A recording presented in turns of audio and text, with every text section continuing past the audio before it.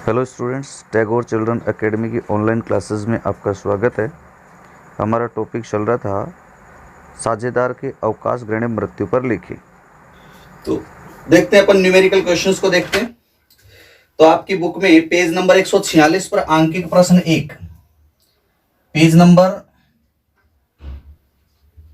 146 दिया हुआ है 146, और क्वेश्चन नंबर है आंकिक प्रश्न संख्या 1।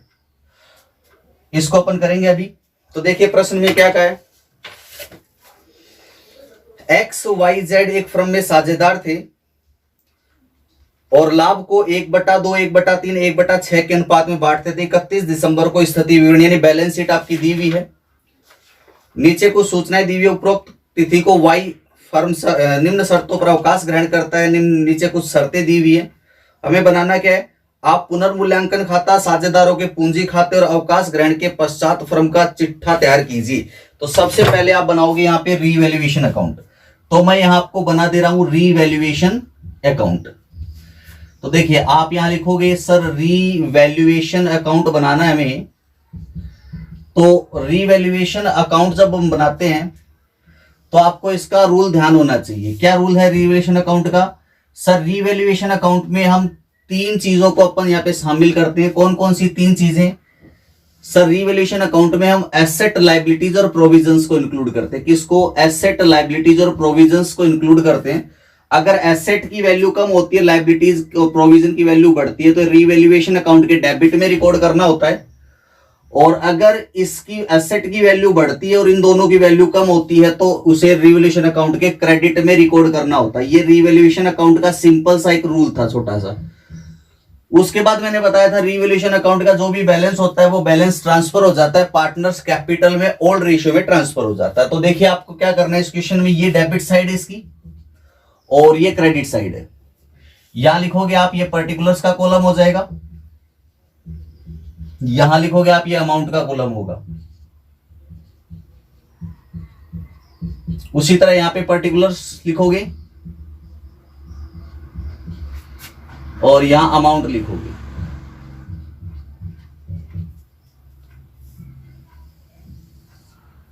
तो अब सूचनाएं क्या है। इनसे संबंधित एसेट, लायबिलिटी, प्रोविजन की वैल्यू में जो चेंजमेंट हो रहा है वो हमें लेना है।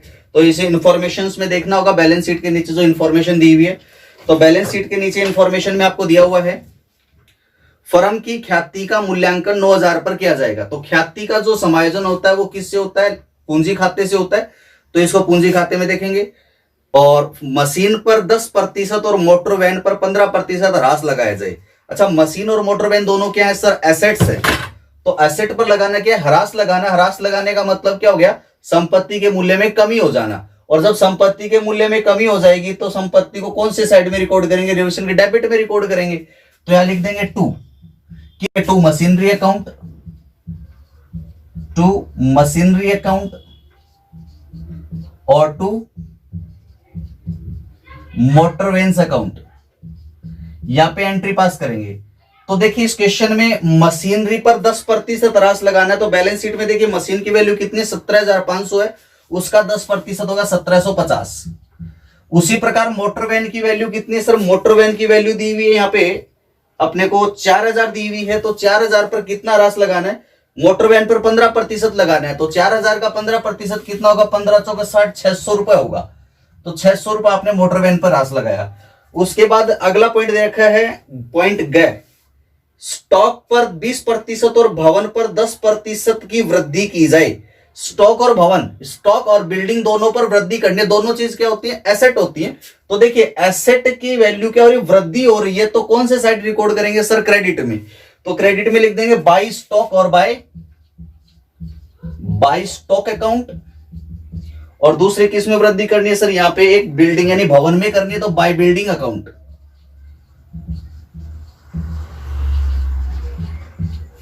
तो देखिए कितना वृद्धि करना है यहां पे हमें दिया हुआ है 20% स्टॉक पर वृद्धि करनी है। तो स्टॉक की वैल्यू जो बैलेंस शीट में दी हुई है 12,500 दी हुई है। और ये 12,500 की जो स्टॉक की वैल्यू है इस पे कितना प्रतिशत वृद्धि करनी है 20%। तो 12,500 का 20% कितना होगा सर 2,500 होगा। इसके बाद बिल्डिंग की हम बात करते हैं। तो बिल्डिंग पर 10% की वृद्धि करनी है, तो बिल्डिंग बैलेंस शीट में देखिए एसेट साइड में दी हुई है 22,500 की दी हुई है, तो 10% हो जाएगा 2250, 2250 हो जाएगा। इसके बाद बोल रहा है संदिग्ध ऋणों के लिए प्रावधान में 975 रुपए बढ़ाए जाएंगे, यानी कि जो भी संदिग्ध ऋणों के लिए प्रावधान है उसमें 975 रुपए बढ़ जाएंगे, यानी 975 रुपए का प्रोविजन बढ़ गया। प्रोविजन बढ़ गया तो क्या रिकॉर्ड होगा डेबिट में, तो डेबिट में लिखोगे टू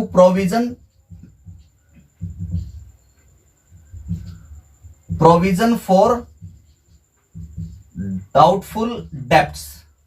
तो प्रोविजन फॉर डाउटफुल डेब्ट्स में वृद्धि कितनी हो रही है सर, 975 रुपए बढ़ाए जाएंगे, तो ये 975 रुपए की मैंने यहां पे वृद्धि कर दी। इसके बाद देखिए क्या बोल रहा है, कर्मचारी क्षतिपूर्ति के लिए 825 रुपए का दायित्व बनाया जाएगा। कर्मचारी क्षतिपूर्ति के लिए 825 रुपए का दायित्व बनाया जाएगा। तो आपको ध्यान होना चाहिए कि वर्कमैन कंपनसेशन की जो लाइबिलिटीज होती है, इसके लिए हम वर्कमैन कंपनसेशन रिजर्व क्रिएट करते हैं। तो क्या ऐसा रिजर्व पहले से बैलेंस शीट के लाइबिलिटी साइड में दिया हुआ है? अगर दिया हुआ है तो इस लाइबिलिटी की पूर्ति होगी उस रिजर्व से होगी। तो पहले बैलेंस शीट की लाइबिलिटी साइड में चलते हैं, और हमने देखा बैलेंस शीट की लाइबिलिटी साइड में वर्कमैन कंपनसेशन के लिए कोई रिजर्व नहीं बनाया हुआ। जब नहीं बनाया हुआ तो ये जो लाइबिलिटीज है वर्कमैन कंपनसेशन की जो क्रिएट हो रही है 825 रुपए की, इसको कहां ले जाएंगे सर, लाइबिलिटी में बढ़ोतरी हो रही है तो रिवोल्यूशन के डेबिट में ले जाओ। तो यहां पर रिवोल्यूशन के डेबिट में लेके चला गया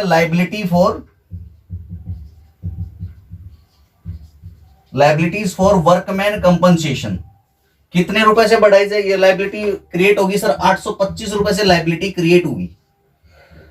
तो इतना काम हमने कर दिया। इसके बाद देखिए क्वेश्चन में और कुछ बात बोलनी रखी है, तो रिवैल्यूएशन अकाउंट का शेष निकाल देंगे। और अब आपको ध्यान होगा, आपने रिवैल्यूएशन से रिलेटेड वीडियोस आपने अच्छे से देखे होंगे, उसमें हमने क्या बताया था कि रिवैल्यूएशन अकाउंट का जो भी शेष आता है उसे पार्टनर्स कैपिटल अकाउंट में ट्रांसफर कर देते हैं ओल्ड रेशियो में। अब देखिए अगर एडमिशन का केस होता है तब तो ओल्ड पार्टनर और ओल्ड रेशियो, न्यू को एंटर नहीं करते। यहां पे रिटायरमेंट का केस है, तो रिटायरमेंट के केस में जो रिटायर होके जा रहा है ओल्ड रेशियो में तो वो है ही, तो यहां पे ओल्ड की जगह ओल्ड पार्टनर, जो ओल्ड रेशियो में जितने पार्टनर थे सबको यहां पे लेना है, सबके कैपिटल अकाउंट में ट्रांसफर होगा इसका बैलेंस।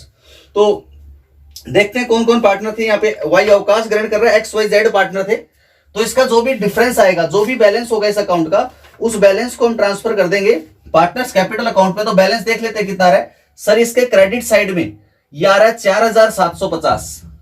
डेबिट का टोटल और देख लेते हैं, तो डेबिट का टोटल आ रहा है 1000, ये हो गया 1800 और 18 दूनी 3600, 3600 तो ये हो जाता है, और फिर 550 ये जोड़ा तो 5 6 11 1 4150 डेबिट साइड का टोटल हो रहा है। क्रेडिट साइड का टोटल आ रहा है सर, ये आ रहा है टोटल अपना 4750 और इनका डेबिट साइड का टोटल आ रहा है 4150। तो दोनों को देखने से पता चल रहा है कि क्रेडिट का बैलेंस ज्यादा है डेबिट से, तो क्रेडिट का बैलेंस ज्यादा है, तो टोटल अपन क्रेडिट साइड का टोटल लगा देंगे। यहां पे मैंने लगा दिया क्रेडिट साइड का टोटल लगा देता हूं मैं यहां, और जो भी डिफरेंस आएगा, जो डिफरेंस आ रहा है कितना आ रहा है सर, 600 रुपए का डिफरेंस आ रहा है, तो ये क्या हो गया, फर्म के लिए प्रॉफिट हो गया। क्योंकि क्रेडिट बैलेंस का मीनिंग ये कौन सा अकाउंट है सर, नॉमिनल अकाउंट है, और नॉमिनल अकाउंट का क्रेडिट बैलेंस होने का मीनिंग होता है प्रॉफिट। तो ये क्या हो गया, प्रॉफिट हो गया। यहाँ पे 600 रुपए का क्रेडिट बैलेंस है, इसलिए तो हम यहाँ लिख देंगे प्रॉफिट, और जो भी प्रॉफिट होता है उसे हम ट्रांसफर कर देते हैं sir, profit transferred to partner capital account में। किस रेशियो में, ओल्ड रेशियो में। तो पार्टनर कौन कौन है देखिए एक बार, एक्स वाई जेड फर्म में पार्टनर थे, तो यहां ट्रांसफर करेंगे एक्स कैपिटल अकाउंट में, फिर यहां लिखेंगे वाइज कैपिटल अकाउंट, फिर यहां लिखेंगे अपन जेड कैपिटल अकाउंट। तो X capital account, Y capital account, Z capital account में जो भी बैलेंस होगा वो ट्रांसफर कर देंगे। तो यहां पे देखिए अपने को टोटल तो जो है अपन ये लगा रहे हैं, टोटल आएगा 4750। क्रेडिट साइड का जो टोटल है वो दोनों साइड अपन टोटल लगा देंगे, यहां लगा दिया 4750। डिफरेंस जो बैलेंसिंग फिगर प्रॉफिट रहा है वो 600 का रहा है, और इस 600 के प्रॉफिट को एक्स वाई जेड में इनके ओल्ड प्रॉफिट शेयरिंग रेशियो में डिवाइड करना है। तो देखते हैं ओल्ड प्रॉफिट शेयरिंग रेशियो कितना। देखिएगा क्वेश्चन में आपको बताया हुआ है कि प्रॉफिट शेयरिंग रेशियो 1/2, 1/3 और 1/6 एक्स वाई जेड का प्रॉफिट शेयरिंग रेशियो ये है। यहां देखो तीनों को ध्यान से देखो, डिनोमिनेटर इक्वल नहीं है ना, और जब डिनोमिनेटर इक्वल नहीं होता तो क्या करना पड़ता है सर, जब डिनोमिनेटर इक्वल नहीं होता तो डिनोमिनेटर इक्वल करने के लिए एलसीएम लेना पड़ता है। तो या तो तुम एलसीएम लो, अगर एलसीएम नहीं लेना चाहते हो तो 3 को 6 में डिवाइड कर सकते हैं सर, 2 टाइम 2/2 से मल्टीप्लाई करो, इक्वल हो जाएगा। इसको 3 से मल्टीप्लाई कर देंगे तो ये भी 6, तो 3/6, 2/6 और 1/6 हो गया इक्वल। जब इक्वल हो गया तो ये रेशियो बन गया 3:1। तो ओल्ड रेशियो कितना हो गया सर, 3:2:1, ये ओल्ड रेशियो। यहां लिख दूं क्या एक बार, इनका ओल्ड रेशियो हो गया एक्स वाई और जेड के बीच 3:2:1। हो सकता है क्वेश्चन में फिर कभी काम आ जाए, इसलिए अपन ने यहां पे लिख दिया। तो 3:1 हो गया। तो 3:1 को अपने को 3:1 में इस रेशियो को डिवाइड करना है। तो 600 को 3:1 में डिवाइड करो, टोटल कितना हो रहा है 3:1 6 हो रहा है। 6 से इसको डिवाइड किया तो 100 रुपीज है। 100 को 3 से मल्टीप्लाई किया तो 300, और फिर अपन ने 100 को 2 से मल्टीप्लाई किया तो 200, फिर 100 को 1 से मल्टीप्लाई किया तो 100। तो इस टाइप से आपका क्या हो गया, प्रॉफिट शेयरिंग रेशियो में प्रॉफिट जो था वो डिवाइड हो गया, और ये आपका रिवोल्यूशन अकाउंट यहाँ पे कंप्लीट होता है। अब रिवोल्यूशन अकाउंट बनाने के बाद क्या करना है सर, अब हमें पार्टनर कैपिटल अकाउंट बनाना है। तो देखिए पार्टनर कैपिटल अकाउंट बनाते हैं, और पार्टनर कैपिटल का जो ट्रिक आपने एडमिशन ऑफ पार्टनर में समझा था उसी ट्रिक से आपको बनाना है, वही प्रोसेस फॉलो करना है। तो देखिए यहां मैं लिख रहा हूं partners capital account.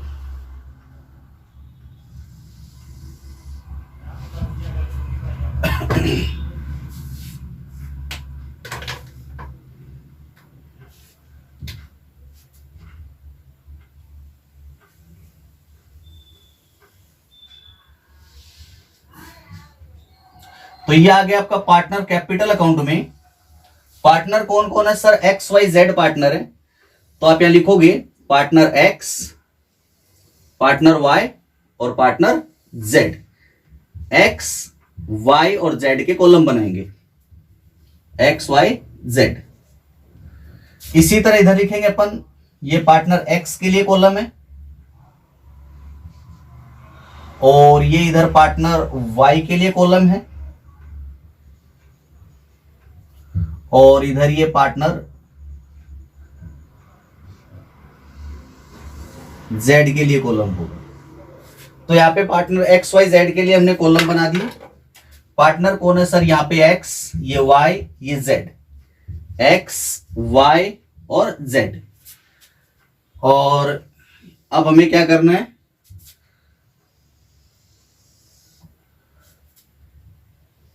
X Y Z,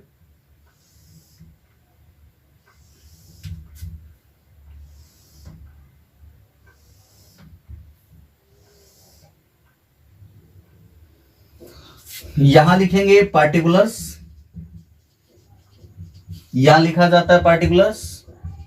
और आपको यह बात मालूम है कि जो आपका लेफ्ट हैंड साइड होता है वो डेबिट रिकॉर्ड होता है, और राइट हैंड साइड जो होता है वो क्रेडिट रिकॉर्ड होता है। अब इसके बाद हमें क्या करना है, तो जब कैपिटल अकाउंट बनाएंगे तो कैपिटल अकाउंट बनाने का आपने क्या ट्रिक पढ़ा था, देखिए सबसे पहले बैलेंस शीट के लायबिलिटीज साइड में जाओ, दो चीजें लेनी है, कैपिटल का बैलेंस लेना और एक्यूमुलेटेड प्रॉफिट लेना है, और उन दोनों को बैलेंस शीट के कैपिटल अकाउंट के क्रेडिट साइड में ले आएंगे, क्योंकि उन दोनों का बैलेंस क्रेडिट है। अब वो कैपिटल में ट्रांसफर अकाउंट में ट्रांसफर होंगे तो फिर वो क्रेडिट साइड में ट्रांसफर हो जाएंगे। इसके बाद एसेट साइड में जाएंगे, बैलेंस शीट के एसेट साइड में गुडविल का बैलेंस लेना है। गुडविल जो ओल्ड गुडविल है, अपीयर्ड है अगर बैलेंस शीट में गुडविल, तो वो गुडविल को राइट ऑफ करना है, और एक्यूमुलेटेड लॉस यानी कि अवितरित हानियों को लेना है। तो एक्यूमुलेटेड लॉस और गुडविल को यहां पे अपन ट्रांसफर कर देंगे, डेबिट में ले आएंगे। और उसके बाद हमें रिवोल्यूशन का जो प्रॉफिट हुआ इसको ट्रांसफर करना है, और उसके बाद हमें क्या करना है, उसके बाद इंफॉर्मेशन में कैपिटल और गुडविल से रिलेटेड जो एडजस्टमेंट करने हैं वो एडजस्टमेंट करेंगे। तो देखिए इस क्वेश्चन में हमें क्या करना है, सबसे पहले बैलेंस शीट के लायबिलिटी साइड में चलते हैं और कैपिटल का बैलेंस लेते हैं। तो लायबिलिटी साइड में कैपिटल दी हुई थी 20, 15 और 12,500 से क्रेडिट साइड में लेंगे by balance brought down. By balance brought down कितना कितना हो गया सर, ये दे रखा था 20,000, 15,000, 20,000, 15,000 और 12,500। तो ये कैपिटल का बैलेंस लिया सबसे पहले। इसके बाद अपन कैपिटल अकाउंट में एक्यूमुलेटेड लॉस, अवितरित लाभों को लेके आएंगे। तो अवितरित लाभ में देखा रिजर्व फंड 6,000 रुपए का दिया हुआ है, तो ये रिजर्व फंड अपना अवितरित लाभ होता है। किसी भी नाम के साथ रिजर्व या फंड जुड़ता है तो वो अपने लिए क्या होता है सर, अवितरित लाभ होता है। तो रिजर्व फंड अपन यहाँ पे ऐड कर देंगे, जो कि कितना दिया हुआ सर, 6000 का दिया हुआ। किस अनुपात में करेंगे सर, ओल्ड रेशियो में। कितना था, 3:2:1, तो टोटल कितना हो गया, 6000, सॉरी 3:2:1 6 हो गया। तो यहाँ पे 6000 को हम 3:2:1 में डिवाइड करेंगे, 3000, 2000 और 1000 आ जाएगा। अच्छा जी, रिजर्व फंड के बाद हमें क्या करना है, देखो रिजर्व फंड हो गया। अब बैलेंस शीट के एसेट साइड में आना है। तो बैलेंस शीट के एसेट साइड में अपने को या तो कोई अवितरित हानि या फिर गुडविल दी हुई होगी, दोनों में से कोई चीज नहीं है। तो छोड़िए, एसेट साइड से कुछ लेना नहीं है। अब आइए आप रिवोल्यूशन अकाउंट में देखिए, कैपिटल कहीं आपने लिखा गया, ये लिखा है सर XYZ कैपिटल। तो XYZ कैपिटल लिखा है, इसके पहले क्या लगा सर, 2 लगा, यानी 2X capital, 2Y capital, 2Z capital. Profit transfer हुआ था। 2 का मीनिंग क्या हो गया, कैपिटल क्रेडिट हो गई। तो आप इसे क्रेडिट साइड में लेके जाओ, यहां लिखो बाय, कौन से अकाउंट से लेके, रीवैल्यूएशन अकाउंट से। तो यहां लिखेंगे बाय रीवैल्यूएशन अकाउंट। एंट्री क्या बन रही है sir, revaluation account debit to X capital, Y capital, Z capital. तो वही हो गया revaluation account debit to X capital, Y capital और जेड कैपिटल अकाउंट एंट्री हो जाएगी। कितना अमाउंट था सर, 300 रुपीज इसका था, 200 इसका था और 100 रुपीज इसका था। ये 100 रुपए इसके लिख दिए। चलिए सर, रिवॉल्यूशन का बैलेंस भी ट्रांसफर हो गया। अब क्या करना है, इंफॉर्मेशन में आना, 2 चीजें लेनी है। कैपिटल से रिलेटेड कोई एडजस्टमेंट है वो लेना है, और उसके बाद हमें क्या लेना है सर, गुडविल को लेना, नई वाली गुडविल। तो क्वेश्चन में कहा था पहले पॉइंट में कि फर्म की ख्याति का मूल्यांकन 9000 पर किया गया। तो देखिए, फर्म की ख्याति का मूल्यांकन कितने पर हुआ है, 9000 पे हुआ है। तो जो फर्म की ख्याति है वो 9000 है, और उस फर्म की ख्याति में हमें रिटायर्ड पार्टनर का हिस्सा पता कर लेना। रिटायर कौन हो रहा है सर, ये वाई रिटायर हो रहा है। तो पहले रिटायर्ड पार्टनर का हिस्सा पता करेंगे। तो रिटायर पार्टनर का हिस्सा है 3, 2, 5 और 1 6। ये हिस्सा था ना 2/6 इसका हिस्सा था। तो यहां लिखेंगे 2/6। अच्छा, 2/6 का मतलब मैं क्या लिख सकता हूं, 1/3 इसको कैंसिल करके फिर 3 से इसको काट दिया तो 3000 आई वाई की गुडविल, यही वाइज गुडविल। और जो y की गुडविल है इसकी भरपाई कौन करेगा, y को गुडविल की पूर्ति कौन करेगा सर, y को गुडविल की पूर्ति x और z करेंगे। कौन से अनुपात में, अधिगम अनुपात में करेंगे। तो देखो यहाँ पे x y z जो पार्टनर थे, किस रेशियो में पार्टनर थे सर, 3:2:1 में पार्टनर थे। ठीक है, x y z किस रेशियो में पार्टनर थे, 3:2:1 में पार्टनर थे। y यहां से फर्म छोड़कर चला जाता है तो x और z बचते हैं यहाँ पे। तो x और z के बीच रेशियो क्या रह जाता है, 3:1 रह जाता है वैसे तो। और प्रश्न में क्या कहा है, प्रश्न में कहा है कि भविष्य में लाभों को 3:2 में विभाजित करेंगे। तो इसका मतलब हमें इस गुडविल को अधिगम अनुपात में बांटने के लिए अधिगम अनुपात की पहले गणना करनी पड़ेगी। तो देखिए, मैं आपको पहले अधिगम अनुपात की गणना करके बता दे रहा हूं। यहां पे अधिगम अनुपात की गणना करो, तो अधिगम अनुपात, आप जानते हैं इस बात को कि अधिगम अनुपात का सूत्र क्या होता है सर, पुराना जो भी अनुपात होता है, old ratio, sorry new ratio, नया जो भी अनुपात होता है उसमें से पुराना अनुपात ओल्ड रेशियो में घटा देते हैं। तो नया अनुपात प्रश्न में बताया 3:2 किसके बीच है सर, वो x और z के बीच है। x और z के बीच 3:2, यानी 3/5 और 2/5 रह जाएगा। माइनस पुराना अनुपात करना है, पुराना कितना, 3:2:1। तो 3:2:1 का मतलब हो गया 3/6 तो हो गया x का, और 1/6 हो जाएगा इसका। तो वैसे यहां पे एलसीएम आ जाएगा 30, और 30 से करेंगे तो 6, 18, 15, 3/30 तो इसका हिस्सा हो जाएगा, अधिगम का हिस्सा। उसके बाद इसको करेंगे, यहां पे भी एलसीएम आएगा 30, 6 दूनी 12 माइनस 5 तो 7, तो 7/30 यहां पे हो जाएगा। तो x का अधिगम का हिस्सा है 3/30, इसका 7/30। इस तरह अधिगम जो अनुपात है, अधिगम अनुपात हो जाएगा 3 और 7, 3:7, ये इनका अधिगम अनुपात हो जाता है। अब इस अधिगम अनुपात में हमें क्या करना है, देखो ये इनका अधिगम का अनुपात है। अब हम क्या करेंगे कि सर ये जो अधिगम अनुपात 3:7 यहाँ पे है, इसमें y के हिस्से की गुडविल को बांट दो। तो y के हिस्से की गुडविल कितनी, वाइज गुडविल हमने भी निकाली थी, 9000 फर्म की गुडविल का मूल्यांकन हुआ। इसमें y का हिस्सा कितना था सर, y का हिस्सा दिया हुआ था 2/6। 2/6 का मतलब होता है 3000 हो जाता है। 3000 को y और z भरपाई करेंगे किस रेशियो में सर, इस अधिगम अनुपात 3:7 में भरपाई करेंगे। तो 3:7 में करेंगे तो 3 और 7 कितना होता है 10, इसमें 10 का भाग दिया तो कितना है सर 300 आया। 300 को 3 से गुणा करो 900 और 300 को 7 से करो सर 2100 रुपए। तो इस तरह एक्स और जेड इसकी क्या करेंगे भरपाई करेंगे। तो एक्स और जेड को हम क्या करेंगे सर रिमेनिंग पार्टनर को डेबिट करते हैं। तो ये जो एक्स और जेड है इनको क्या करेंगे डेबिट करेंगे और यहाँ पे जो वाई है इसको क्या करेंगे क्रेडिट करेंगे। एंट्री क्या होती है देखिए गुडविल की, जो रिटायरिंग पार्टनर होता है जो फर्म को छोड़कर जा रहा है उसे हम क्या करते हैं क्रेडिट करते हैं क्योंकि वो अपने हिस्से का त्याग करके जा रहा है। और जो रिमेनिंग पार्टनर होते हैं उन्हें हम क्या करते हैं डेबिट करते हैं। कारण जो रिमेनिंग पार्टनर है वो रिटायरिंग पार्टनर के हिस्से को प्राप्त करते हैं अधिगम करते हैं, इसलिए पाने वाले तो इनको डेबिट करेंगे, रिटायरिंग पार्टनर को क्रेडिट करेंगे। तो वाई को हमें क्रेडिट करना है और जिस 3000 से जिसकी पूर्ति कौन करेगा एक्स और जेड, तो एक्स जेड को डेबिट करना है। तो एक्स और जेड के डेबिट में लिखेंगे अपन क्या लिखेंगे सर एक्स और जेड के डेबिट में लिखेंगे 900 और 2100। एक्स के डेबिट में 900 और इसके 2100। नाम किसका लिखा जाएगा डेबिट ये हुए हैं तो क्रेडिट कौन होगा वाई।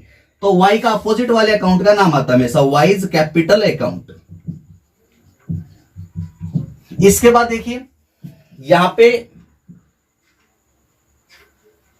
जो y है y क्या हो रहा है क्रेडिट हो रहा है तो ये अमाउंट y के क्रेडिट साइड में लिखेंगे, लेकिन नाम किसका आएगा सर x और z जो इसके अपोजिट में डेबिट में थे इनका। तो यहां लिखेंगे x कैपिटल अकाउंट और बाय z कैपिटल अकाउंट।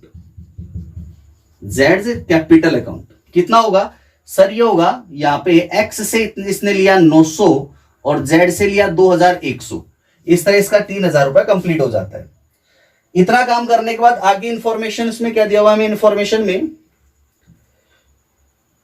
और इसके अलावा कुछ इंफॉर्मेशन नहीं है। अब रिटायर्ड पार्टनर को भुगतान करना है या नहीं करना वो भी कोई सूचना नहीं है। तो जब रिटायर्ड पार्टनर को भुगतान करने के संबंध में कोई सूचना ना हो तो हमें रिटायर्ड पार्टनर की कैपिटल का जो भी बैलेंस होगा वो रिटायर्ड पार्टनर के लोन अकाउंट में ट्रांसफर करना है। तो हम क्या करते हैं देखिए मैं यहां पे टोटल लगा रहा हूं इसका। तो टोटल लगाया, पहले वाई का हिसाब कर देते जो रिटायर हो रहा है 15 2 17 17 और 3 20,200 का टोटल आ रहा है यहाँ पे। और इधर देखो माइनस करने के लिए कुछ है नहीं तो यहाँ डिफरेंस बैलेंसिंग फिगर भी 20,200 रह जाता है। और जो भी बैलेंसिंग फिगर है उसे अपन ट्रांसफर करेंगे, किस में ट्रांसफर करेंगे सर इस बैलेंस को हम ट्रांसफर करेंगे आपके लोन अकाउंट में। तो यहां लिखेंगे वाइज लोन अकाउंट। पेमेंट करने के बारे में कोई सूचना नहीं है, अगर पेमेंट करने के बारे में सूचना होती तो हम लिख देते टू कैश अकाउंट। इसके बाद हमें क्या करना है इनका एक्स और जेड का बैलेंस निकाल देना है। तो यहां लिखेंगे टू बैलेंस सीडी यानी कैरी डाउन। तो 20 और 3 23,300 इधर का टोटल है, उसमें से 900 माइनस करना है तो यह आ जाएगा 22,400 इसका बैलेंसिंग फिगर। और इधर ही आ रहा है अपना इसका टोटल देख लेते दूसरे वाले का जेड का 12,500 13,500 13,600 आ रहा है। और 13,600 में से हमको 2100 माइनस करना है, 2,100 माइनस करना है तो ये हो जाएगा 2,000 माइनस क्या 11,500। इधर रह जाएगा सर ये 11,500 रह जाएगा। तो इस तरह अपना ये बैलेंस आ गया। और अपन क्या करेंगे अब इसका टोटल करेंगे तो टोटल होगा यहाँ पे 23,300, यहाँ पे 20,200 और यहाँ पे 13,600। तो ये अपन ने इसका टोटल लगा दिया। तो इस तरह अपन ने क्या अपना क्या बन गया सर कैपिटल अकाउंट भी बन के तैयार है। अब बनाना है क्या बैलेंस शीट भी बनानी है। प्रश्न में बोल रहा है कि आप पुनर्मूल्यांकन खाता साझेदारों के पूंजी खाते और वाई के अवकाश ग्रहण के बाद फर्म का स्थिति विवरण भी तैयार कीजिए। तो चलिए अपन इसका स्थिति विवरण भी तैयार कर लेते हैं। अपन बैलेंस शीट एज एट कब बनानी है सर इसकी डेट जो है रिटायरमेंट के बाद की रखनी है। तो पुरानी बैलेंस की डेट है बैलेंस शीट की डेट है 31 दिसंबर 2016 31 दिसंबर 2016 दी हुई है और रिटायरमेंट की डेट दी हुई नहीं है। तो 1 दिसंबर से अगली डेट ले लेंगे यानी कि 1 जनवरी 2017 ये डेट ले लेंगे और यहां ब्रैकेट में लिख देंगे आफ्टर रिटायरमेंट। रिटायरमेंट के बाद की बैलेंस शीट अपन बना रहे हैं भाई, ये ब्रैकेट में लिख देंगे। तो अब जब आप बैलेंस शीट बना रहे हो तो आपको मालूम होना चाहिए सर, बैलेंस शीट का जो राइट हैंड साइड होता है वहां पे एसेट्स को शो करते हैं, तो राइट हैंड साइड में एसेट्स को शो करेंगे और लेफ्ट हैंड साइड में लायबिलिटीज को शो करते हैं। बैलेंस शीट में कभी डेबिट और क्रेडिट नहीं होता है, बैलेंस शीट में क्या होता है सर, एसेट और लायबिलिटीज साइड होती है, तो राइट हैंड साइड में एसेट्स को शो करते हैं और लेफ्ट हैंड साइड में लायबिलिटीज को अपन शो करते हैं। तो इस तरह इधर आपने जो है लेफ्ट हैंड साइड में लायबिलिटी लिखा और राइट हैंड साइड में एसेट को लिखा। अब अपने को पुरानी बैलेंस शीट को देखना है और जो भी चेंजमेंट हो चेंजमेंट करते हुए नई बैलेंस शीट प्रिपेयर कर देनी है। तो देखिए सबसे पहले एसेट साइड में दिया हुआ कैश एट बैंक, तो मैंने यहां लिखा कैश एट बैंक। तो क्या कोई बैंक ट्रांजेक्शन हुआ है क्या सर? अभी तक तो देखो कैपिटल अकाउंट में तो कोई बैंक ट्रांजेक्शन हुआ नहीं या कैश ट्रांजेक्शन भी नहीं हुआ, और ना ही इंफॉर्मेशन में कहीं बोला था कि कोई कैश ट्रांजेक्शन करने के बारे में भी कोई इंफॉर्मेशन हमारे पास नहीं थी। तो यहाँ पे सर कैश में कोई चेंजमेंट नहीं हुआ तो सेम एज इट इज लिख देंगे 1250।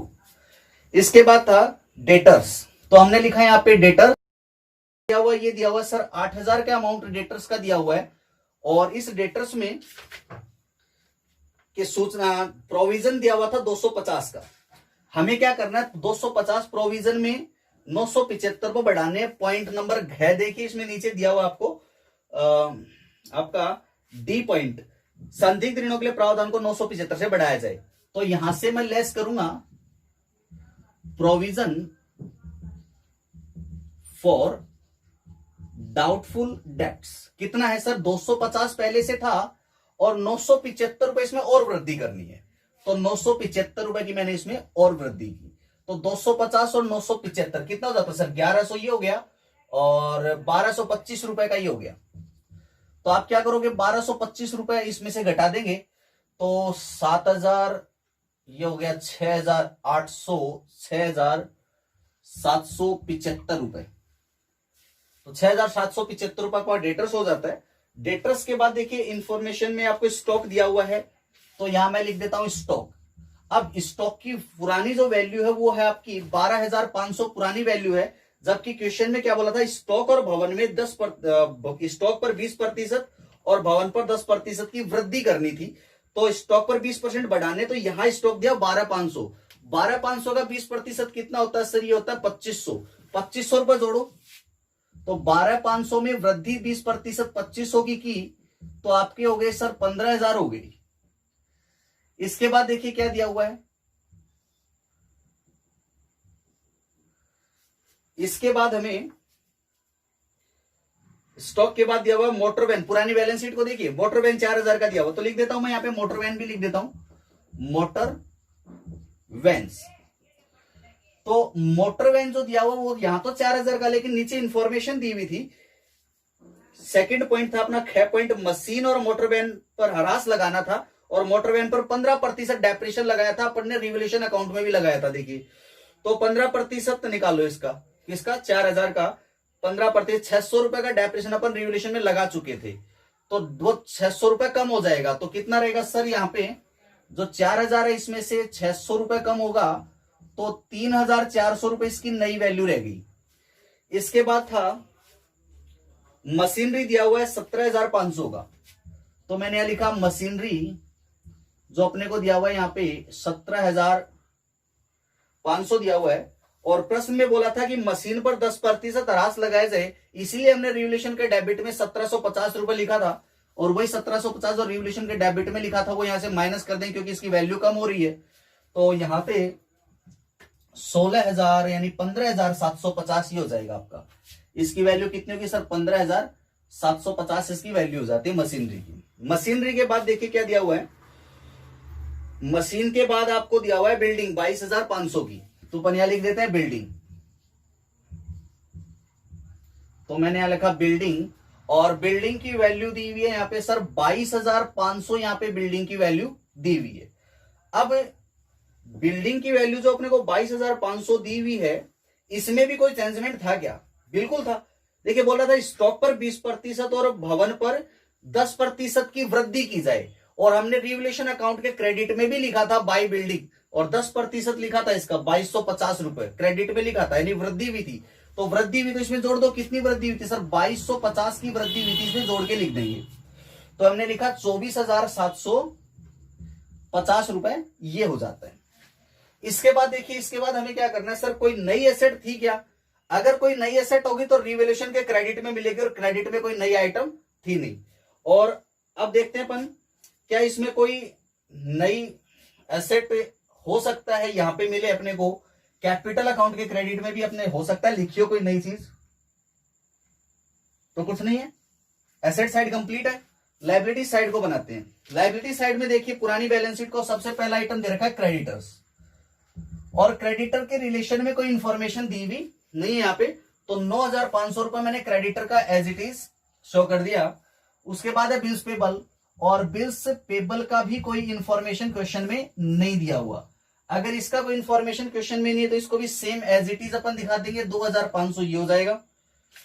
इसके बाद रिजर्व फंड दिया हुआ, रिजर्व फंड कहा गया सर? वो तो कैपिटल अकाउंट में ट्रांसफर हो गया। इट मींस क्या हो गया? इसका अकाउंट जो क्लोज हो गया, अब इसे अपने को दोबारा बैलेंस शीट में शो नहीं करना है। इसके बाद देखिए, कैपिटल दिया हुआ है, तो कैपिटल तो ये जो बैलेंस है कैपिटल का, ये अपन शो करेंगे बैलेंस शीट में। इसके अलावा कोई नई लायबिलिटी अगर होगी तो वो अपने को कहां दिखाई होगी? हमने या तो रिवैल्यूएशन के डेबिट में दिखाया होगा या कैपिटल अकाउंट के डेबिट में दिखाया होगा। कोई नई लायबिलिटी होगी तो अगर रिवैल्यूएशन का डेबिट आपने पीछे करके देख सकते हो कि रिवैल्यूएशन के डेबिट में लिखा था एक वर्ड अपने, लायबिलिटी फॉर वर्कमैन कंपनसेशन। तो एक वो नई लायबिलिटी अराइज हुई, तो लिखोगे लायबिलिटी फॉर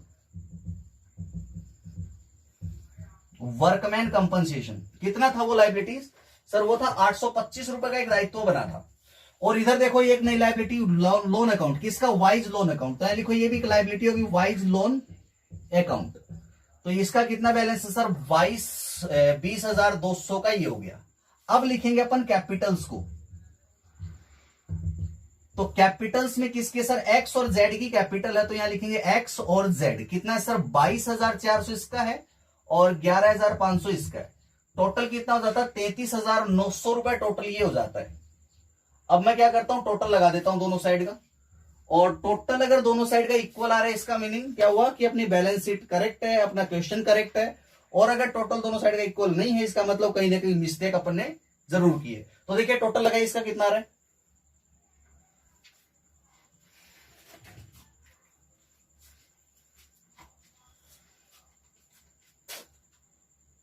9,500 है, 2,500 है, 825 दिया हुआ है, 20,200 दिया हुआ है, इसके बाद है 33,900 दिया हुआ है। तो अपन इनका टोटल लगाएंगे तो टोटल आएगा ये आपका जो है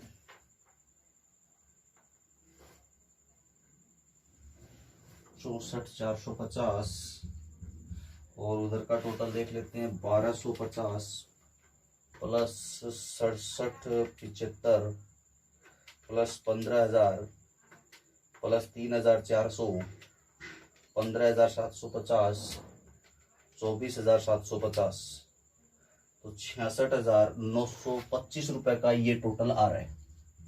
इधर टोटल आ रहा है 66,925। इधर का टोटल लगा रहे हैं, देखिए 9,500 plus 2,500 plus 825, 9,500 plus 2,500 plus 825 plus 20,200 plus 33,900, 33,900। तो इधर का टोटल आ रहा है 66,925। तो दोनों साइड का टोटल आ रहा है 66,925 और 66,925, इसलिए टोटल इक्वल है। तो अपनी बैलेंस शीट बन गई। तो ये क्वेश्चन हमने किया जिसमें रिवैल्यूएशन अकाउंट, कैपिटल अकाउंट और बैलेंस शीट हमने बनाया। तो ये हो गया आपका क्वेश्चन नंबर 1 कंप्लीट होता है। अब इसी में हम करेंगे, इसी क्वेश्चन में दिया हुआ है नीचे, यह मानते हुए भी हल कीजिए कि साझेदार संपत्तियों दायित्वों को उनके पुराने पुस्तक मूल्य पर ही दिखाने का निर्णय लेते हैं। मतलब पूरा प्रश्न हमने किया और इस प्रश्न में हमने विशेष चीज क्या देखी कि सर इसमें विशेष बात ये थी कि जो भी हमारी संपत्ति और दायित्व थे, उन संपत्ति और दायित्वों को हम पुनर्मूल्यांकित मूल्य में, उनकी वैल्यू में जो चेंज हुआ था वो चेंज्ड वैल्यू, जो रिवाइज्ड वैल्यू थी, उन पर हमने संपत्ति और दायित्वों को बैलेंस शीट में दिखाया है। अब प्रश्न के अनुसार, जो प्रश्न में हमें कहा है, उस प्रश्न के अनुसार यहाँ पे कह दिया है कि यह मान लेना है कि संपत्ति दायित्वों के मूल्यों में परिवर्तन नहीं करना। इसका मतलब नई बैलेंस शीट में संपत्ति और दायित्वों का पुराना मूल्य दिखाना है। तो अब आपको ध्यान होगा, मैंने बताया था जब संपत्ति और दायित्वों के मूल्य में परिवर्तन ना करना हो तो हमें रिवैल्यूएशन अकाउंट की जगह बनाना होता है मेमोरेंडम। तो देखिए मेमोरेंडम रिवैल्यूएशन अकाउंट कैसे बनाना है, तो मैंने यहां पे लिखा मेमोरेंडम रिवैल्यूएशन अकाउंट। अच्छा, मेमोरेंडम रिवैल्यूएशन कब बनाना होता है? ये तब बनाना होता है जबकि प्रश्न में ये कहा हो कि संपत्ति दायित्वों के मूल्यों में कोई परिवर्तन नहीं करना है, अर्थात संपत्ति और दायित्वों को नई बैलेंस शीट में पुराने मूल्यों पर, पुराने पुस्तक मूल्य पर ही दिखाना है, तब हमें मेमोरेंडम रिवैल्यूएशन अकाउंट बनाना होता है। अब देखिए आप मेमोरेंडम रिवैल्यूएशन अकाउंट एक्चुअली में कैसे बनता है वो आप ध्यान से समझेंगे। यहाँ पे क्या होता है, एक बार हम इफेक्ट डालते हैं सब चीजों का, संपत्ति दायित्वों का सब इफेक्ट डालते हैं। संपत्ति को मूल्य को इसमें कम भी कर देते हैं, दायित्वों के मूल्य में वृद्धि कर देते हैं, या संपत्ति के मूल्य में वृद्धि कर देते हैं, दायित्वों के मूल्य में कमी कर देते हैं, लेकिन फिर लास्ट में हम उनका इफेक्ट भी खत्म कर देते हैं। देखिए कैसे करना है। सबसे पहले तो सिंपली आप रिवैल्यूएशन अकाउंट प्रिपेयर करोगे। यहाँ पे सिंपली आप यहाँ पे रिवैल्यूएशन अकाउंट प्रिपेयर करेंगे, जैसा कि आपने पीछे अभी क्वेश्चन में किया है, ठीक वैसे ही प्रिपेयर करना है। और तो मैं आपको बता देता हूं, एसेट लायबिलिटी प्रोविजंस को इसमें रिकॉर्ड करेंगे, और ये माइनस प्लस और प्लस माइनस माइनस, ये डेबिट साइड में, ये क्रेडिट साइड में रिकॉर्डिंग होगी। अब क्वेश्चन में क्या दिया हुआ था, सेकंड पॉइंट यहां दिया हुआ था, मशीन और मोटर वैन में ह्रास लगाना है, तो डेबिट साइड में रिकॉर्डिंग करेंगे टू मशीनरी अकाउंट और to motor van account, motor vans account, ये क्रेडिट कर दिया। तो इसका मूल्य देखिए कितना कितना दिया हुआ सर, इसका मूल्य दिया हुआ अपने को 10% मशीन में कम करना है, तो 1750 मशीन में कम हो गया। और मोटर वैन में कमी करनी है 15% की, तो 4000 की मोटर वैन थी, 15% 600 रुपए ये कम हो गया। इसके बाद दूसरे पॉइंट पे बोल रहा था, तीसरे में स्टॉक और भवन का मूल्य बढ़ाना, तो यहां लिखा मैंने बाई स्टॉक और by building, by stock account और by building account, by building account. इनका कितना वैल्यू है सर, इनका वैल्यू हमें दिया हुआ है 20% स्टॉक में कम करना है। स्टॉक था अपने को दिया हुआ था 12,500 का, तो 2500 ये इंक्रीज हो जाएगा, वृद्धि होगी इसमें। और भवन में कितनी वृद्धि करनी है सर, भवन में वृद्धि करनी है 10% की, तो बिल्डिंग दी हुई थी अपने को 22,500 की दी हुई थी, तो 2250 रुपए की ये वृद्धि हो गई। तो इस तरह तो आपने रिवैल्यूएशन अकाउंट भी बनाया था, तो सेम जैसे रिवैल्यूएशन अकाउंट बनाया था, अभी आपने जो रिवैल्यूएशन बनाया ठीक वैसे ही बनाया। अब इसमें बैलेंस निकाल देते हैं।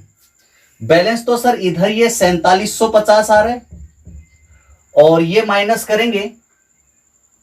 अच्छा, इसमें और भी कुछ था क्या? बिल्कुल था, प्रावधान था 975 से बढ़ाया जाएगा प्रोविजन, तो यहां लिखा प्रोविजन फॉर डाउटफुल डेब्ट्स, 600 रुपए से प्रोविजन फॉर डाउटफुल डेब्ट्स को बढ़ा दिया अपन ने। और फिर दिया हुआ था कर्मचारी क्षतिपूर्ति का दायित्व भी आया था, ये दायित्व भी हमने बढ़ा दिया। लाइबिलिटी फॉर वर्कमैन कंपनसेशन, ये कितना था सर, ये 825 रुपए का दायित्व था।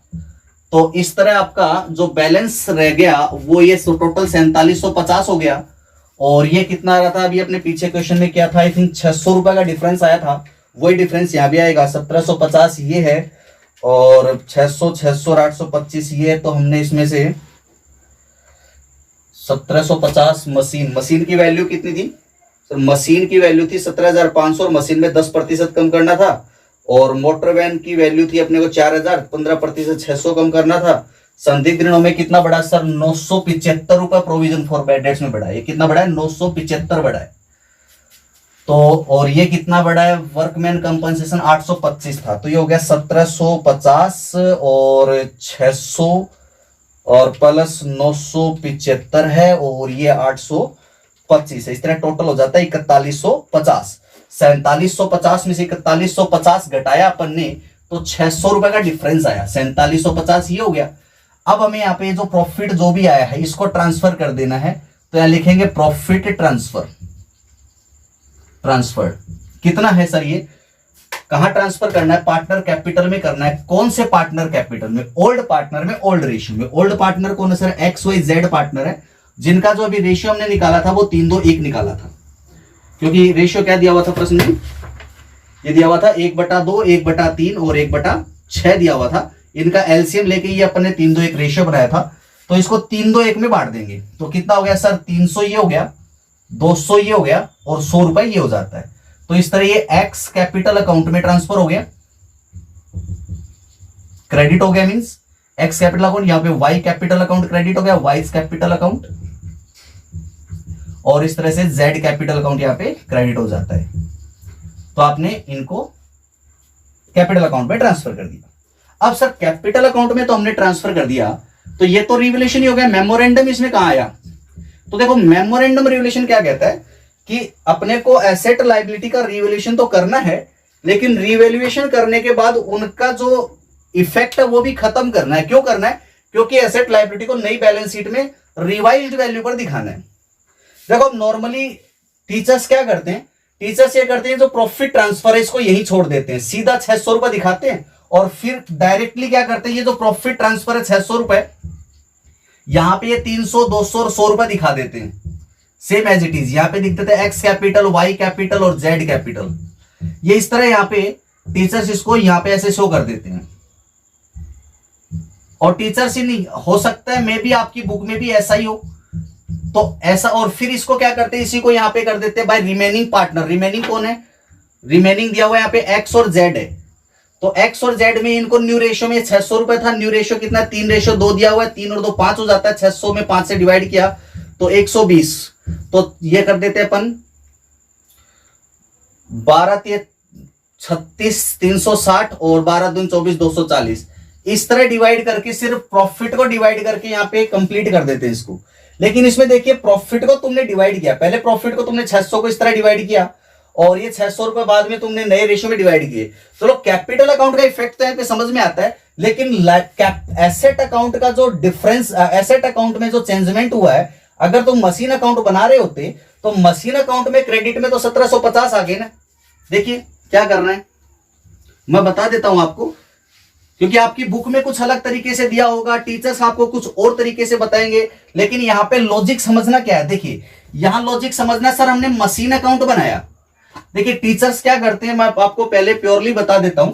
प्योरली टीचर्स ये करते हैं, यहां पे आपका डिवाइड नहीं करते, सीधा यहां लिख देते हैं प्रॉफिट, 600 का प्रॉफिट लिखेंगे और ये जो प्रॉफिट जो आएगा इस प्रॉफिट को यहां लिखेंगे, फिर यहां टोटल लगा देंगे, ये सिर्फ प्रॉफिट आपका दिखाएंगे 600 रुपए, और फिर यहां लिखेंगे प्रॉफिट जो भी हुआ उसे पार्टनर्स कैपिटल अकाउंट में ट्रांसफर कर देंगे।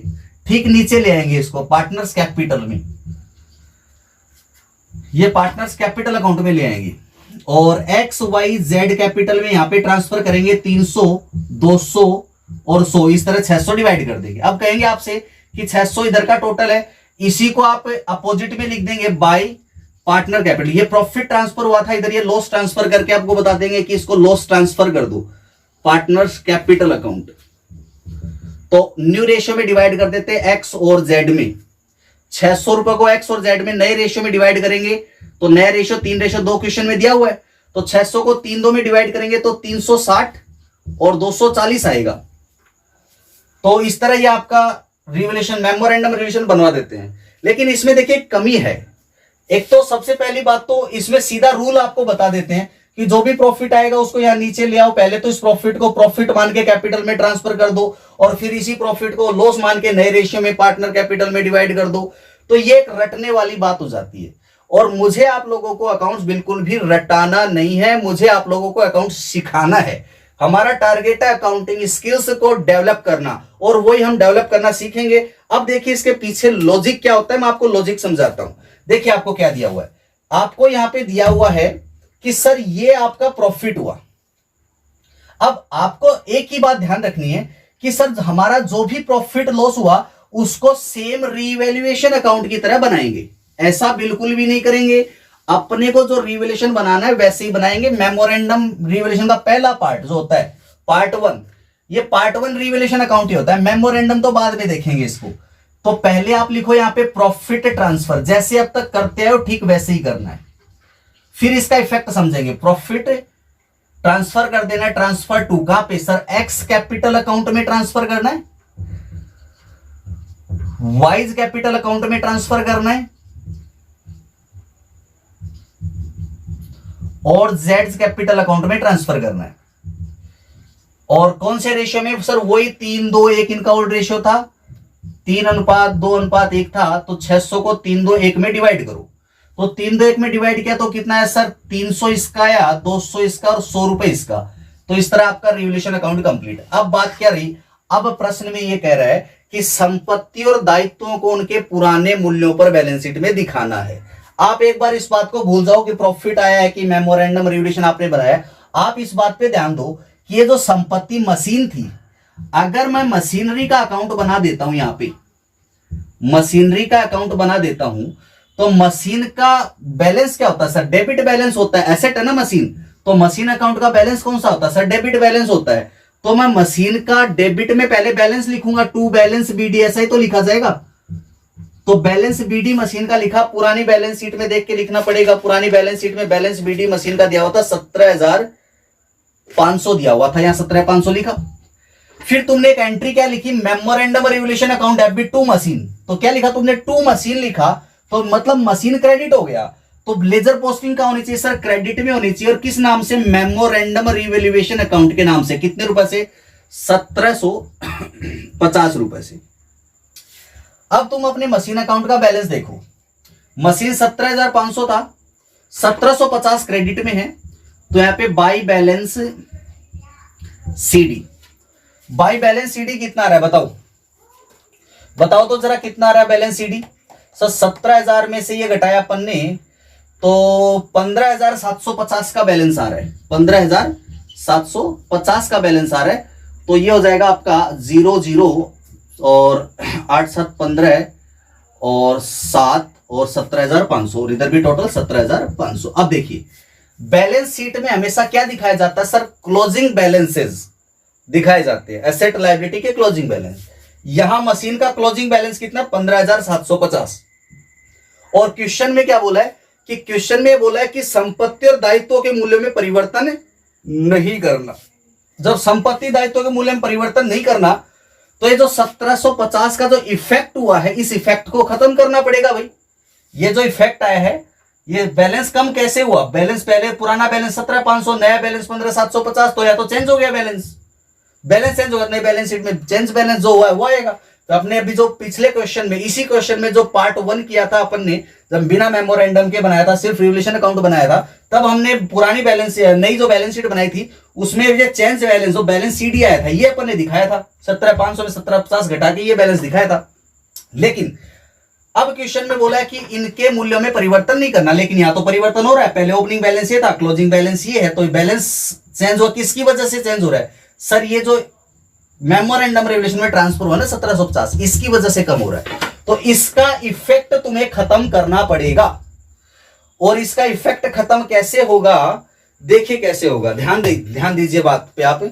यहां पे मैंने क्या किया सर, आपने पहले मशीन अकाउंट को क्रेडिट किया था, और अब अगर मैं मशीन अकाउंट को वापस डेबिट कर दूं, जैसे मान लो यही मशीन अकाउंट था, यहां पे टू बैलेंस बीडी लिखा, कितना लिखा सर, 17,500 लिखा था, और यहां पे ये बाई मेमोरेंडम रिवोल्यूशन अकाउंट ले, कौन सा अकाउंट था सर, मशीनरी अकाउंट था, ये 1750 यहां ले आए। अब 1750 से बैलेंस सीडी कम हो गया है, बाई बैलेंस सीडी आएगा 1750 से कम आएगा। अब मैं क्या चाहता हूं, यहां पे बाई बैलेंस सीडी कितना आ रहा है सर, 15,750, चेंज हो रहा है ना। अब मैं चेंज नहीं करना चाहता, तो मुझे क्या करना पड़ेगा सर, आपको इसका इफेक्ट खत्म करना। खत्म कैसे करना, देखो मशीन को पहले क्रेडिट किया, अब मैं मशीन को डेबिट कर देता हूं, तो मशीनरी अकाउंट को मैं डेबिट कर दूंगा, मशीनरी अकाउंट डेबिट, जितने से क्रेडिट किया था उतने से वापस मैंने मशीन को डेबिट कर दिया 1750 से, और क्रेडिट किसको कर दूंगा, इस मेमोरेंडम को क्रेडिट कर दूंगा, क्योंकि इसका इफेक्ट खत्म करना है। तो एक बार इफेक्ट डाला मेमोरेंडम से, अब मेमोरेंडम से इस इफेक्ट को राइट ऑफ कर देंगे। पहले तो मेमोरेंडम से मशीन अकाउंट पर इफेक्ट डाला, और इफेक्ट डालने के बाद इसी इफेक्ट को राइट ऑफ करेंगे, राइट ऑफ करेंगे तो एंट्री क्या हो जाएगी, अपोजिट। तो इस एंट्री को हमने अपोजिट किया, मेमोरेंडम रिवैल्यूएशन अकाउंट 1750 रुपए हो गया। अब देखिए यहाँ पे machine account debit to memorandum revaluation, तो मशीन डेबिट हो रही है तो डेबिट में क्या लिखूंगा, मेमोरेंडम रिवैल्यूएशन अकाउंट लिखूंगा। कितना, वही अमाउंट जितने से मैंने क्रेडिट किया था 1750। अब देखिए बैलेंस सीडी कितना आएगा, बैलेंस सीडी चेंज हो जाएगा यहाँ पे, तो 1750 में मैंने जोड़ा तो हो जाएगा 5 0 7 5 12 1 7 और 1 8 और 1 9 और 19,250। 19,250 में से अगर आप 1750 ये वाला घटा देते हो तो कितना रहेगा सर, 0 0 और 5 और फिर ये हो जाएगा 8 7 17,500, बैलेंस सीडी 17,500। तो देखो बैलेंस सीडी, ये बैलेंस सीडी कहां जाएगा, बैलेंस शीट में जाएगा, नई वाली बैलेंस शीट में। और पुराना बैलेंस कितना था, 17,500, नया बैलेंस कितना, 17,500। इसका मतलब ये है कि अगर आपको संपत्ति दायित्वों में परिवर्तन नहीं करना है तो संपत्तियों पर जो रिवैल्यूएशन अकाउंट से जो इफेक्ट पड़ा है उस इफेक्ट को राइट ऑफ करना पड़ेगा। तो यहां पे इन तीन चीजों को देखो आपने क्या किया था, क्रेडिट किया था, to machine, to motor van, to provision, to liability, इन तीनों को क्रेडिट किया था। अब इन तीनों को वापस डेबिट करो तब इनका इफेक्ट खत्म होगा। और इन यहां पे मेमोरेंडम को डेबिट किया था तो मेमोरेंडम को क्या करेंगे, क्रेडिट करेंगे, तब इफेक्ट खत्म होगा। तो यानी कि एंट्री को क्या कर देना, रिवर्स कर देंगे, तब उसका इफेक्ट क्या हो जाता है, खत्म हो जाता है। तो यहां पे मैं क्या करता हूं, ये मेमोरेंडम रिवैल्यूएशन 2, ये तीन चीजें क्रेडिट हो रही है ना, तो इनको क्रेडिट से कर दूंगा डेबिट। तो मैं यहां पे डेबिट करके आपको बता देता हूं, एंट्री से समझा देता हूं अच्छे से। इनका इफेक्ट एसेट अकाउंट पर कैसे ट्रांसफर होगा, यहां क्रेडिट से होगा कि डेबिट। तो machinery account debit, motor vans account debit, और provisions account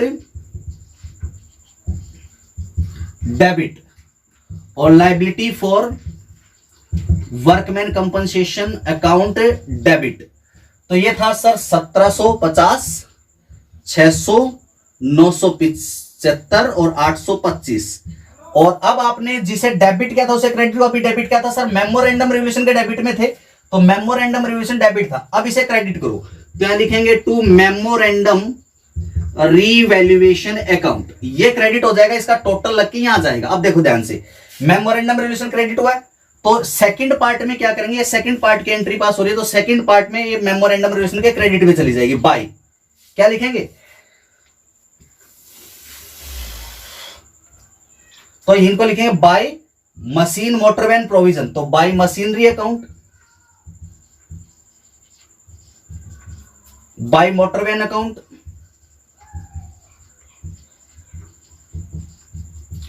by provisions account,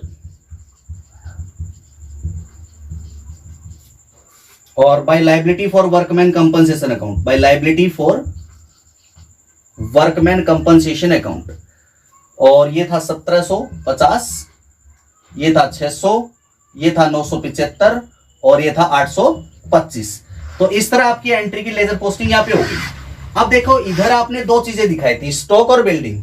तो स्टॉक और बिल्डिंग की वैल्यू क्या हो रही थी, बाई लगा मतलब इंक्रीज हो रही थी। अब इनका भी इफेक्ट खत्म करना है तो बाई लगा मतलब ये दोनों पहले डेबिट थे, तब स्टॉक और बिल्डिंग दोनों को क्या करो, क्रेडिट करो। और क्रेडिट करेंगे तो ये हो जाएगा टू स्टॉक अकाउंट और यहां हो जाएगा to building account, to building account. तो देखिए स्टॉक और बिल्डिंग को आपने क्या करना था, क्रेडिट करना था, आपने इनके पहले टू लगाया, इनको क्रेडिट कर दिया। डेबिट कौन हो गया, मेमोरेंडम रिवैल्यूएशन पहले क्रेडिट था, क्योंकि मेमोरेंडम रिवैल्यूएशन के क्रेडिट साइड में दोनों आइटम लिखी हुई है, मतलब मेमोरेंडम रिवैल्यूएशन क्रेडिट था। अब इन दोनों को मेमोरेंडम के डेबिट में लेके चले गए तो ये एंट्री क्या होगी, राइट ऑफ हो गई। ये एंट्री कितने से सर, 2500 और 2250 से राइट ऑफ कर दिया हमने एंट्री को। अब इस एंट्री को राइट ऑफ करने के बाद अब इनका जो डिफरेंस आएगा, अपोजिट डिफरेंस आएगा। देखिए अब ये पे जो प्रॉफिट हुआ था ना, ये प्रॉफिट भी राइट ऑफ हो गया। कैसे हो गया, देखिए क्रेडिट साइड का टोटल कितना आ रहा है सर, इधर क्रेडिट का टोटल आ रहा है 4150, डेबिट का टोटल कितना आ रहा है सर 4750। तो डेबिट का टोटल ज्यादा आ रहा है ना, तो हमने डेबिट वाला टोटल लगाया यहाँ पे 4750 और क्रेडिट में 4150 टोटल था। तो डिफरेंस कितने का रहा सर, यहाँ डिफरेंस रह गया 600 का। वो डिफरेंस अब की बार इस साइड में आएगा, देखो पहले इधर था अब इधर था। तो फर्स्ट पार्ट जो था उसमें हमने क्या किया, जब रिवैल्यूएशन बनाया तो रिवैल्यूएशन का जो भी बैलेंस था उसे ओल्ड पार्टनर में ओल्ड रेशियो में ट्रांसफर किया। अब जो अपन ने इसकी एंट्रीज को राइट ऑफ किया, तो यहां जो रिटायरिंग पार्टनर को जो रिवैल्यूएशन में शेयर मिलना था वो मिल चुका है। अब ये अपना बैलेंस रिटायरिंग पार्टनर अपना जो प्रॉफिट का शेयर था रिवैल्यूएशन में वो ले लिया और लेकर ये तो रिटायर हो गया। अब जो प्रॉफिट अब जो यहाँ पे लॉस और जो भी आएगा मेमोरेंडम के सेकंड पार्ट में, उसको डिवाइड कौन करेंगे, वाई तो चला गया, अब एक्स और जेड बचे, तो एक्स और जेड इसे न्यू रेशियो में डिवाइड करेंगे, तो यहां लिखेंगे बाय लॉस। अब की बार ये लॉस हो गया, अब की बार डेबिट बैलेंस है, तो यहां लिखोगे लॉस ट्रांसफर्ड। लॉस ट्रांसफर्ड किसमें सर, एक्स और जेड में। एक्स कैपिटल अकाउंट में लिखोगे और जेड कैपिटल अकाउंट में लिखोगे। तो इस तरह आपको यहां पे इन दोनों को लिखना है। किस रेशियो में लिखना है सर, नए रेशियो में, जो कितना है 3:2 दिया हुआ है, तो 3 और 2 5 होता है, तो यह आएगा 360 और 240। इस तरह आपको इसे मेमोरेंडम रिवैल्यूएशन बनाना है। तो देखिए आपने इसमें विशेष क्या किया कि सर हमने इसमें विशेष ये किया कि जो भी इफेक्ट पड़ा था एसेट पर, उस इफेक्ट को खत्म करने के लिए अपन ने अपोजिट साइड में ट्रांसफर कर दिया एसेट को, यानी कि जो एंट्रीज हुई थी उन सब एंट्रीज को राइट ऑफ कर दिया। दूसरा काम हमें क्या करना पड़ा, मेमोरेंडम का जो रिवैल्यूएशन का अकाउंट का जो बैलेंस होता है वो ओल्ड रेशियो में ट्रांसफर होता है।